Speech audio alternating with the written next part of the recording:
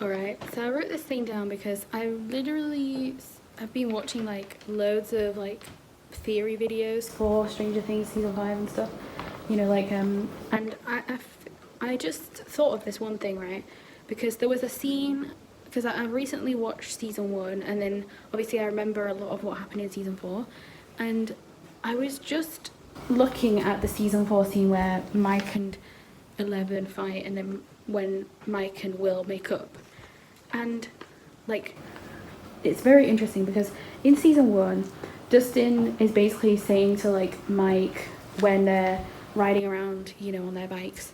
I think Dustin's like complaining because he's saying like, we know that Will's your best friend, you know what I mean? And then Mike's like, bullshit. I can have as many best friends as I want, or whatever he says. He's basically saying like Dustin is also his best friend, right? That's what he's saying. He's telling Dustin, he's like reassuring him that Will isn't his only best friend. Like, he's saying that they're all his best friends. And then in season 4, the speech that Mike gives to Will is literally saying Max, Dustin, and Lucas are great, but it's Hawkins. It's not the same without you. You know what I mean? Like, to Will. Like, that's literally what he's saying. He's saying like Hawkins isn't the same when Will isn't there, you know what I mean? So obviously we know that Will and Mike met first, like out of these 4 friends, right? We know that happened, and honestly I would definitely assume that Dustin and Lucas are besties too, you know what I mean? Like, from the vibes of each character, right?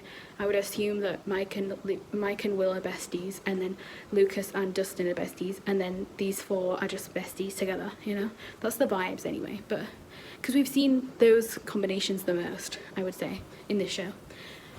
But yeah, I don't know, like, I find it so interesting that that was a parallel type thing. I mean, it's not really a parallel, but it's like a difference, right? Because like Mike has realized I'm pretty sure in season 3, in the ending of season 3, that's when he realized that he actually cares more about Will than he thought.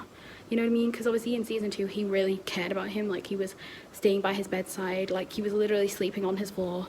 Like, it was actually crazy, you know, the amount of stuff that he was doing for Will in that season. He was so worried about him.